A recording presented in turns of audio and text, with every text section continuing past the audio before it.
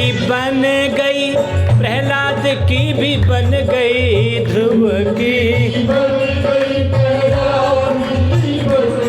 अरे ध्रुव की बन गई, प्रहलाद की भी बन गई, ध्रुव की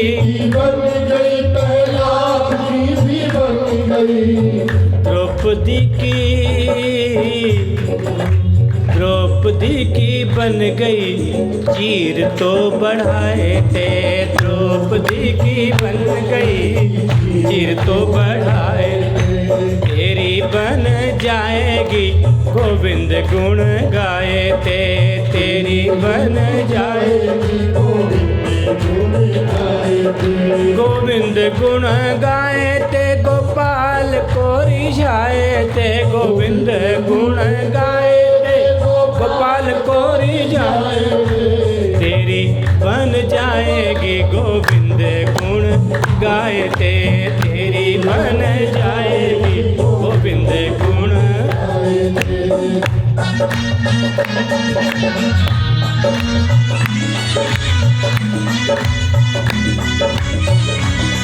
जय हो।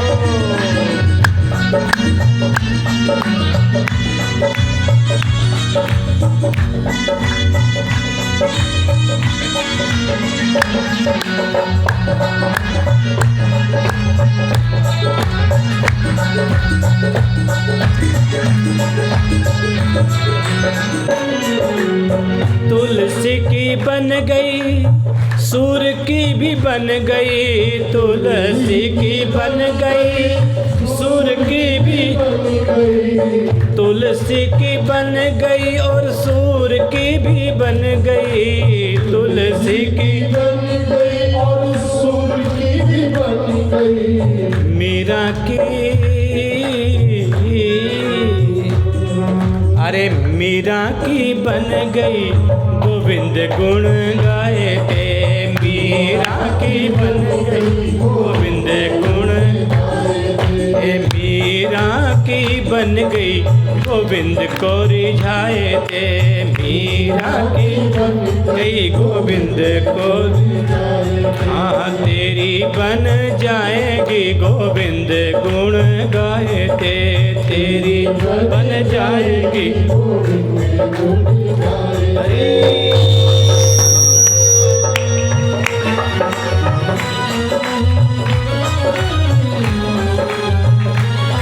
श्री राधे श्री राधे।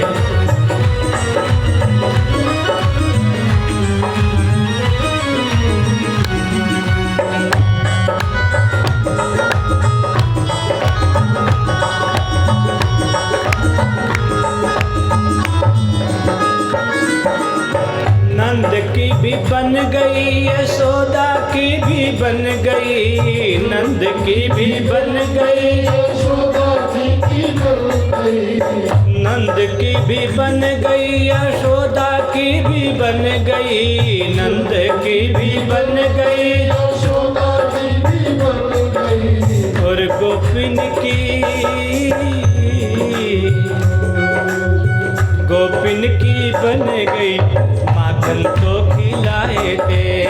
गोपिन की बन गई, माखन तो खिलाए थे। तेरी बन जाएगी, गोविंद गुण गाए थे। तेरी बन जाएगी, गोविंद गुण गाए थे। तेरी बन जाएगी, गोविंद गुण गाए थे। तेरी बन जाएगी, गोविंद गोविंद गुण गाए थे, गोविंद को रिझाए थे। गोविंद गुण गाए थे, गोविंद को रिझाए थे। अब तेरी बन जाएगी, गोविंद गुण गाए थे। तेरी बन जाएगी,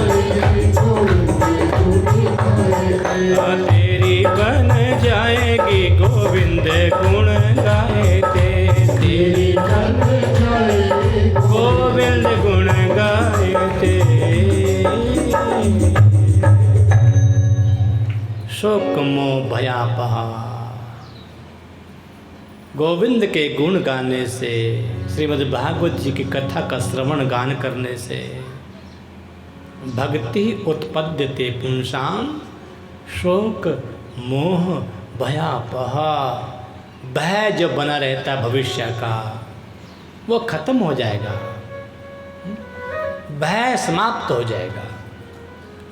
और शोक होता है वर्तमान का, सब साथ चले चलेगा तो कोई है नहीं, कोई चलता है किसी के साथ क्या, लेकिन सबको लगता है कि बस मेरे सब चले मेरे साथ में, मेरा बेटा, मेरी बहू, मेरा चाचा, मेरे काका, मेरा भतीजा, फलाना फलाना फलाना। कोई साथ चलता नहीं बाबा किसी का। कोई 4 कदम चलता है फिर छूट जाता है, कोई 2 कदम चलता है फिर छूट जाता है। तो इन छूटने वालों से क्यों मोह रखना, जो कभी छूटता नहीं है। वो भगवान है, वो श्री कृष्ण हैं, उससे नाता जोड़ो। वो बड़ा प्यारा भी तो है, वो बड़ा प्यारा भी तो है, बड़ा सुखद भी तो है, बड़ा रसीला भी तो है वह। उस रस को पाकर के आनंदी भवती, आनंद में भर जाओगे। संसार का ये मोह है कि हमारे साथ चले, हमारे साथ चले, चले चलेगा कोई भी नहीं। सास्वन्मिता भागवतीम, ये श्रीमद् भागवत फिर व्यास जी ने अपने ही पुत्र सुखदेव जी को दी। वो कैसे दी वो बड़ी लंबी बात है, क्योंकि यही नहीं चल रहा है मामला आगे। तो सुखदेव जी, सौनक जी ने तो पूछ लिया कि महाराज नित्य जब ब्रह्म में जिनकी स्थिति है सुखदेव जी, वो इतना बड़ा ग्रंथ उन्होंने कैसे पढ़ा होगा महाराज? ये इतना बड़ा जो भागवत जी का ग्रंथ है वो कैसे पढ़ा होगा सुखदेव जी ने? हमें बड़ा आश्चर्य लगता है। तो सूत जी ने कहा आत्मा रामश्च मुनय निर्ग्रंथा अपि उरुक्रमे कुर्वन्ते अहेतु किं भक्ति इत्थं भूत गुणो हरि। आहा, सूत जी कहते हैं आत्मा रामश्च मुनयो निर्ग्रंथा, जिनकी चोटी का भी जिनको बंधन नहीं है, जिनको यज्ञोपवीत जनेऊ का भी जिनको बंधन नहीं है, जिनको नीवी का भी बंधन नहीं है, ऐसे जो महापुरुष है ना वो भी कुर्वन्ते अहेतु की भक्ति, वो भी अहेतु की, माने हेतु का मतलब कोई चाह लेकर के भक्ति नहीं करते वो, क्योंकि वो तो ब्रह्मनिष्ठ महापुरुष हैं, उनको चाहिए क्या? और क्यों का तो कोई प्रश्न नहीं है। वो भी भक्ति करते हैं भगवान की। क्यों करते हैं? बोले क्योंकि भगवान में ऐसे गुण है ना, हरि में, हरि का मतलब है जो अपने जन के पापों का हरण कर ले, अपने आश्रित जन के दुखों का हरण कर ले, राग द्वेष के मोह का हरण कर ले, जो वो हरि, उन हरि में ऐसे ऐसे गुण हैं जी। आहा, ये गुण ही तो है जो अपने भक्तों के यहाँ, पांडवों के यहाँ रथ हाँकते हैं, रथ हाँकते हैं, जूठी पत्तल उठाते हैं महाराज, चरण धोते हैं। गोपियाँ कहती हैं अरे लाला, अरे कन्हैया, जरा वो तेरे बाबा की खड़ाऊँ तो लेकर के आ, जरा खड़ाऊँ लाना। खड़ाऊँ उठाते हैं कन्हैया, छोटे से लेकर के देते हैं। कोई कहती अरे लाला, अरे कन्हैया तो बड़ा बहादुर है, देख वो जो बटखरा है ना, बट्टा क्या बोलते, तोलने वाला बटखरा, जरा इसको ला करके दे तो सही। यहाँ ओ महाराज, वो छोटे से कन्हैया उस बटखरे को बड़ा जोर से गोपी कहती हाँ जोर लगा बेटा, बहुत बहादुर है लाला, तो उठा लेगा भी। ओ उठता नहीं है बटखरा, और धोती मैया ने जो बांधी वो खुल जाती है। हाँ, अरे लाला शेम ऐसे बोलते लेकिन वैसे इसको कोई शर्म वरम तो आती नहीं है, इसको वैसे भी बड़ी कंफर्टेबल नहीं लगती है, धोती होती उठा के एक खोल के फेंक देता है। हाँ, नंगा ठाकुर हमारा ब्रज का भाई, ऐसे प्यारे प्यारे गुण हैं। अरे कोई गोपी कहती है लाला जरा थोड़ा नाच के तो दिखाना, और नाचे नंदलाल नचावे हरि की मैया, नचता है लाला, है ना। हाँ, नाचता है, ऐसे बाजों को भुजाओं को फैला करके जरा झुक करके फिर नृत्य भी करता है। इत्थम भूत गुणों हरि, ऐसे ऐसे गुण हैं जी महाराज जो आत्मा राम हैं, जीवन मुक्त ब्रह्म पर श्रवण करें तज ध्यान को त्याग देते हैं। बोले इसमें सूखा सूखा ज्ञान नहीं, रस तो भक्ति में है जी।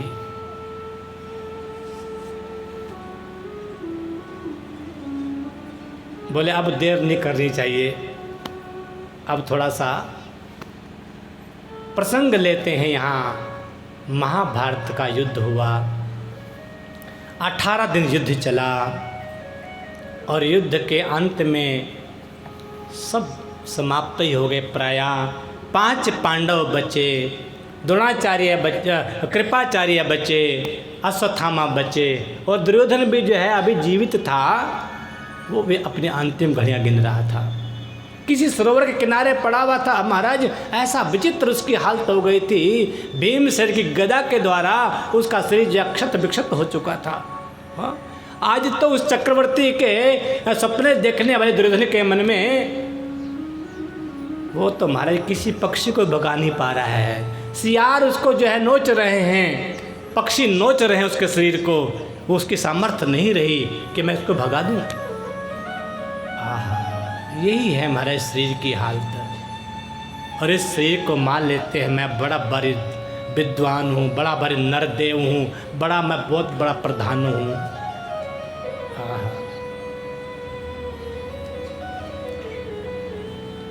और ऐसे में दुर्योधन के पास उनका मित्र आया अश्वत्थामा, और अश्वत्थामा ने कहा मित्र तुम्हारी ये दुर्दशा मुझसे देखी नहीं जाती, तुम कहो मैं तुम्हारे लिए क्या करूं। दुर्योधन ने कहा कि कुछ कर सकते हो।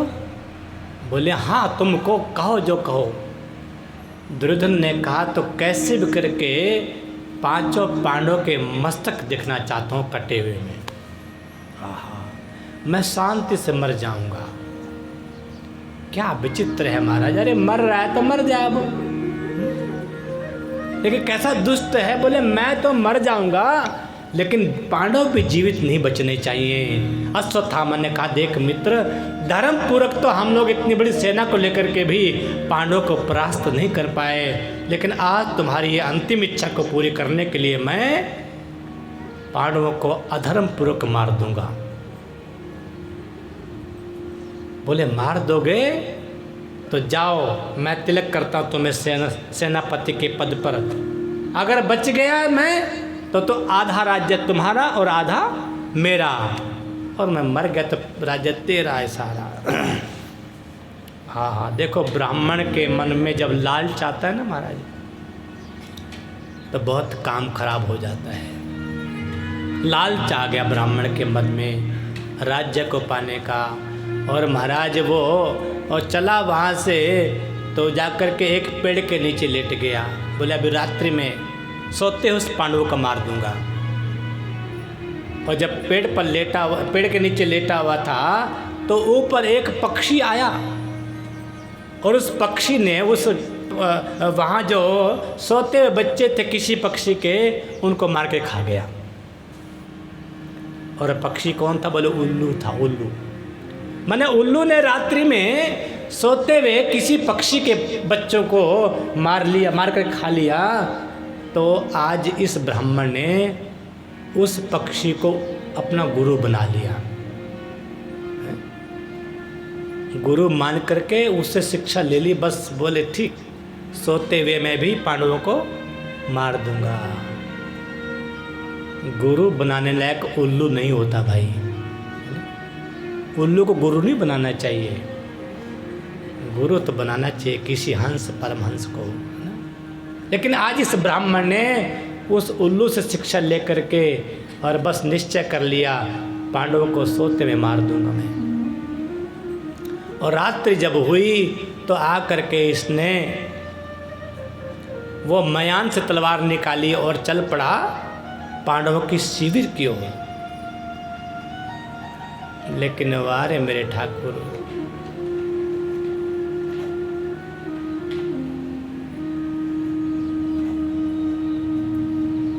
फानूस बन के जिसकी हिफाजत हवा करे, कैसे बुझे चिराग जिसे रोशन खुदा करे। जिसकी सुरक्षा हवा ही कर रही है दीपक की, भला उसको कोई कैसे मार सकता है। हम लोग गाते हैं ना, बड़ा प्यारा भजन है, होनी तो हो के रहे अनहोनी ना होए, जाको राखे साइयाँ मार सके ना कोई, बाल ना बांका कर सके जो जग बैरी होए, जाको राखे साइयाँ मार सके ना कोई। आज मेरे ठाकुर जी को नींद नहीं आई और अपने पांडवों से कहा, भैया भैया चलो हम थोड़ा घूम करके आते हैं, यमुना जी किनारे चलते हैं। पांडवों को तो बिल्कुल महाराज कोई किंतु परंतु नहीं, झट हाँ चलो। लेकिन द्रौपदी के 5 पुत्र थे, उनसे भी कहा ठाकुर जी ने, लेकिन इन्होंने कहा आप तो हो गए बूढ़े, आपको तो आती नहीं नींद, और हम तो अभी बच्चे हैं, हम तो सोएंगे महाराज। और तो सो गए महाराज। पांडवों को लेकर के भगवान श्री कृष्ण यमुना किनारे चल तो पड़े, लेकिन मन ही मन सोचने लगे श्री कृष्ण, ये पान द्रौपदी के 5 पुत्र कहते हैं सोना है। कबीरा सोया क्या करे, जागना जपे मुरार, एक दिना तो सोवना लंबे पाँव पसार। इसलिए सोना नहीं। भगवान श्री कृष्ण ने कहा कि ये सोने जा रहे हैं, समझ गए, बोले अब सो जाओ, ऐसे सो जाओ कि तुम्हारी माँ भी तुम्हें जगाए तब भी मत जगना। और ऐसा ही हुआ। पीछे अश्वत्थामा ने आकर के इन पांडवों के धोखे में द्रौपदी के 5 पुत्र को मारे, एक एक करके मस्तक काट लिया उनका, और लेकर के मस्तक को बड़ा प्रसन्न होते हुए आया दुर्योधन के पास। देखो दुर्योधन, हाँ देखो हमने तुम्हारा काम कर दिया। दुर्योधन ने जब देखा उन मस्तकों को तो बड़ा दुखी हुआ। अरे मूर्ख, तुमने अच्छा नहीं किया, अरे तो हमारे खानदान के दीपक थे, तुमने तो उनको भी नष्ट कर दिया। ये मूर्ख पांडव नहीं हैं, ये तो पांडवों के बालक हैं। और सुबेरे जब द्रौपदी ने देखा, जगे नहीं मेरे बच्चे अभी तक, ये तो जग जाया करते थे। और जाकर के देखा शिविर में तो महाराज खून ही खून था। मस्तक विहीन धड़ को देख करके बड़ी दुखी हुई महाराज द्रौपदी। लेकिन एक बात आप लोगों को बता दूं, दुखी द्रौपदी अपने बच्चों के मरने से नहीं हुई, क्योंकि दुखी तो तब होती ना अपने बच्चों के मरने से कि यदि उसका अपने बच्चों से प्यार होता। द्रौपदी का प्यार तो क्षमा करना श्री कृष्ण से था, लेकिन द्रौपदी ने इन बच्चों को देखा मृत के रूप में, दुखी बहुत इसलिए हुई कि तो मेरे भगवान श्री कृष्ण के भक्त होने चाहिए थे। इनके द्वारा तो मेरे प्रभु की, मेरे कन्हैया की भक्ति की ज्योत जलनी चाहिए थी। ना तो मेरे बच्चे जागते हुए भगवान का स्मरण करते हुए मरे, और ना फिर युद्ध में ही मर पाए। ये ऐसी मौत हुई इनकी। इसलिए द्रौपदी दुखी हुई, बहुत दुखी हुई। तब तो अर्जुन ने कहा द्रौपदी दुखी मत हो, मैं इनके हत्यारे को अभी लेकर के आता हूँ। और भगवान श्री कृष्ण को सारथी बना करके अर्जुन ने अश्वत्थामा का पीछा किया। अश्वत्थामा ने देखा अब तो मुझे पकड़ करके मार ही देगा। जब अश्वत्थामा ने देखा कि मेरे जीवन पर बन गई है, तब तो अश्वत्थामा ने ब्रह्मास्त्र का संधान कर दिया। महाराज अर्जुन के ऊपर ब्रह्मास्त्र छोड़ दिया अश्वत्थामा ने। और अब तो भगवान को देख करके अर्जुन घबराए, प्रभु ये क्या है, मुझे तो कुछ समझ में नहीं आ रहा है। ये ऐसा जो तेज है ये जलाने लगा है मुझे कुछ समझ में नहीं आता, ये है क्या। भगवान श्री कृष्ण ने कहा अर्जुन ये कुछ और नहीं है, ये तो अश्वत्थामा का छोड़ा हुआ ब्रह्मास्त्र है और इसका निवारण कोई दूसरा है ही नहीं। इसका निवारण तो ब्रह्मास्त्र से ही हो सकता है। तुम भी ब्रह्मास्त्र छोड़ दो। और भगवान की आज्ञा से अर्जुन ने भी अपनी ओर से ब्रह्मास्त्र छोड़ दिया। और ब्रह्मास्त्र जब छूटे महाराज, ऐसा लगा कि आज तो प्रलय ही हो जाएगी। देवता घबरा गए, क्या प्रलय का समय आ गया। भगवान श्री कृष्ण ने कहा अर्जुन यह अश्वत्थामा ब्रह्मास्त्र को छोड़ना तो जानता है लेकिन लौटाना नहीं जानता। तुम तो लौटाना भी जानते हो, लौटा लो वापस। और अब तो अर्जुन ने आचमन किया और आचमन करके दोनों ही ब्रह्मास्त्र को लौटा लिया और अश्वत्थामा को पकड़ लिया और ले जाकर के महाराज बंदी बनाया उसको। और बंदी बना करके द्रौपदी के सामने ले गए अर्जुन उसको। लेकिन वारे द्रौपदी, धन्य है द्रौपदी तो कहती है उसको देख करके, उस ब्राह्मण को देख करके, अरे ब्राह्मण देवता प्रणाम है आपके लिए। द्रौपदी ने कहा मुच्यता मेष, अरे पतिदेव इसको छोड़ दो। क्यों छोड़ दें। बोले ये वही ब्राह्मण हैं जिसके पिता से आपने शस्त्र विज्ञान ज्ञान प्राप्त किया है ना। बिना पक्षपात के इनके पिता ने आपको शस्त्र विद्या का ज्ञान कराया। ये वो द्रोणाचार्य का पुत्र ही द्रोणाचार्य के रूप में तुम्हारे सामने खड़ा हुआ है, क्योंकि आत्मा वही जायते पुत्रा, ये तुम्हारा गुरु ही है। इसका वध करना ठीक नहीं है, इसलिए छोड़ दो, उसको छोड़ दो। क्या अद्भुत है महाराज। और देखो पुत्र के मृत्यु का कितना दुख होता है, इसको मैं समझ पा रही हूँ। इसलिए मैं नहीं चाहती हूँ कि जो दुख मुझे हुआ है वही दुख इसकी माँ गौतमी को भी हो।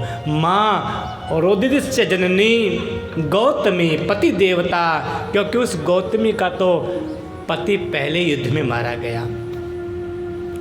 स्त्री के दो तो सहारे होते हैं, एक पति दूसरा पुत्र, लेकिन जिसके दोनों ही ना रहें उसकी तो दुर्गति हो जाती है ना जी। इसलिए छोड़ दो उसको। भगवान श्री कृष्ण बड़े संतुष्ट हो गए द्रौपदी के वाक्य सुन करके। लेकिन भीमसेन तो बड़ा उग्र हो गया। अरे कैसे छोड़ दे, इसने हमारे सोते हुए बालकों का वध कर दिया, कैसे छोड़ दें भैया, इसको मार डालो। अब वहाँ तो कुछ बात ही अलग हो गई। प्रेम से बोलो राधे राधे। हाँ बड़ा प्रेम से बोला भाई, है ना। हाँ इतना प्रेम से भी ठीक नहीं होता कि अब हम तक आवाज ही ना आए। जय जय श्री राधे, जय जय श्री राधे। वहाँ तो बात ही कुछ अलग हो गई। दो पक्ष हो गए, एक द्रौपदी के पक्ष में कुछ लोग हो गए और कुछ भीमसेन के